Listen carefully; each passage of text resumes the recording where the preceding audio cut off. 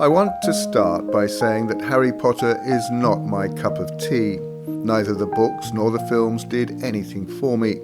In fact, I only managed to read one of the books and watch one of the films.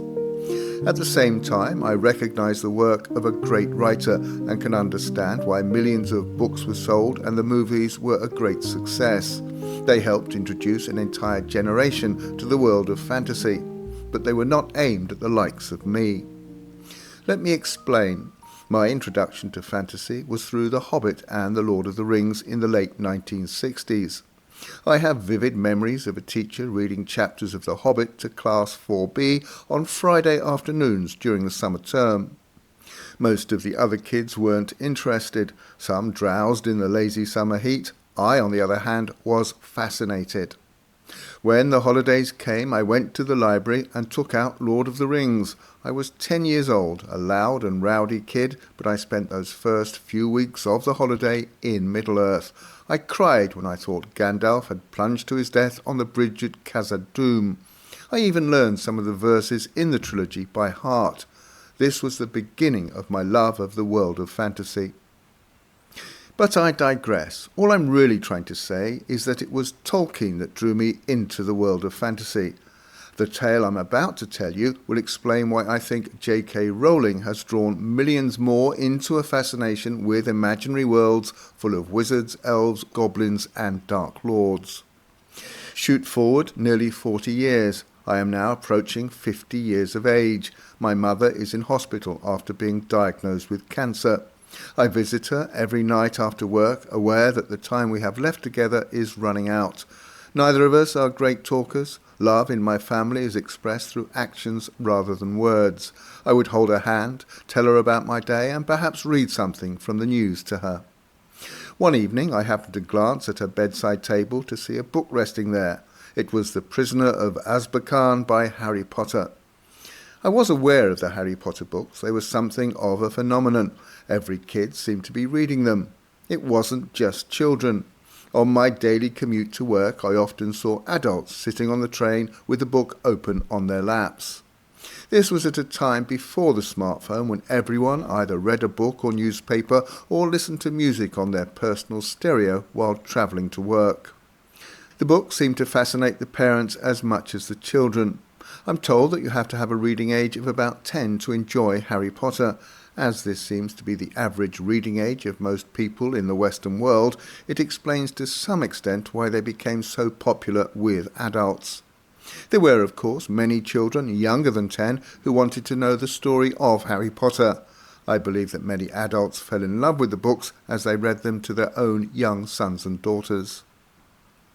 I have no doubt it introduced a love of reading in many young people. As they read the books, then watched the films, many of them became fans of fantasy. J K Rowling has played a significant part in bringing the genre to an ever wider audience. Anyway, I digress yet again. Back to the hospital. I asked my mother what she thought of the book on her bedside table. She sighed and told me she hadn't been able to read it because her eyes were fading fast. I began reading it to her. I was good at reading out loud. At this time I worked as a journalist for an international news organisation. I mainly worked in the radio section. My boss told me my face was suited to radio rather than TV. Apart from news gathering and reporting, I was also occasionally asked to read the news. I was not one of the main newscasters, but considered good enough to fill in for them on their breaks or when they fell ill. I began a nightly practice of reading Harry Potter to my mother for half an hour or so. Within a week, the whole ward, both patients and staff, would gather around my mother's bed to listen. It wasn't long before patients and staff from other wards joined them. They didn't gather round each night because of my wonderful voice. As you can probably tell from this podcast, my voice is adequate. I was and remain a competent broadcaster. But those who gathered were not wowed by my dulcet tones. They were enthralled by the story they were listening to. They came back night after night to find out what happened next. This is storytelling of the highest calibre. It also shows a painstaking attention to detail. There are a lot of people who can spin a fireside yarn that entertains, but very few who can put it down on paper and sustain that element of enjoyment so necessary to great storytelling. Any good writer always reads their own work back to themselves out loud to check it flows. I very rarely stumbled as I read The Prisoner of Azkaban to my mother. It was clear to me that J K Rowling had crafted her story with painstaking care and, as a final check, had read each sentence back to herself to make sure it flowed.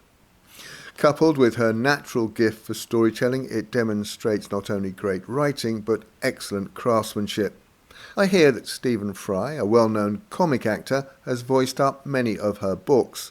I should imagine her writing, coupled with his voice, which is easy on the ear and very expressive, makes the Harry Potter audiobooks a joy to listen to. And considering the care with which J K Rowling crafts her stories, I have no doubt Mr. Fry thoroughly enjoyed lending his voice to them. Well, that's all for this episode. If you like these podcasts and find them useful, please follow or subscribe and share them with your friends. If you want to help with the cost of making them, you can buy me a coffee. Links to all the books I recommend can be found below.